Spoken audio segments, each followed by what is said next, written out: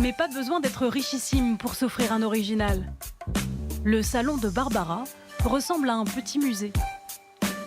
Ici, il y a une œuvre d'Ardif, c'est un panda que je me suis offert pour mes 35 ans. Et ça, c'est le tout premier que j'ai acheté. Donc c'est le premier toc-toc qu'on a eu. Vous l'avez payé combien? Celle-ci, je l'ai achetée 300 € il y a maintenant pratiquement 2 ans. Et aujourd'hui, elle vaut combien? Elle vaut dans les 400-450 €. Soit une hausse de 35 à 50% du prix. Ces œuvres, Barbara les fait faire sur mesure via un site spécialisé.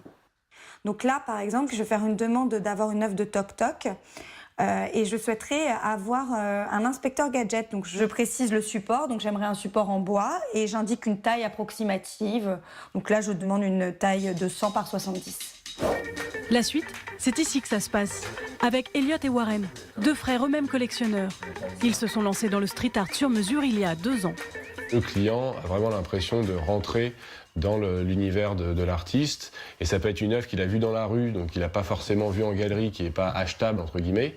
Et se dire, voilà, je l'ai vue dans la rue, est-ce que c'est possible qu'il la fasse sur un support quelconque, ou alors que j'ai choisi, mais qu'au moins je puisse l'avoir chez moi.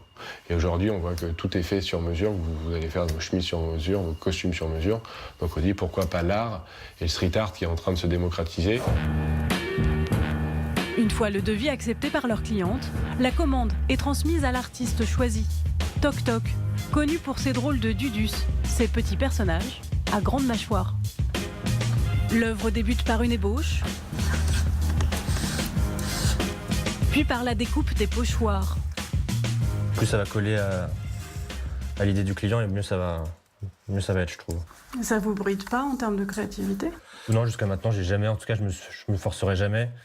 Et ça, je pense que les Warren non plus. On se forcera jamais à faire quelque chose qui est pas dans la continuité de mon travail, on va dire.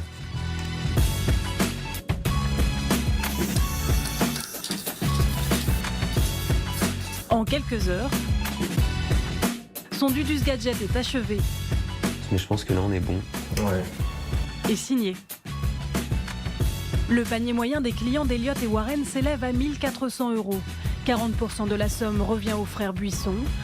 Le reste est versé aux artistes qui n'abandonnent pas pour autant le plaisir de la rue.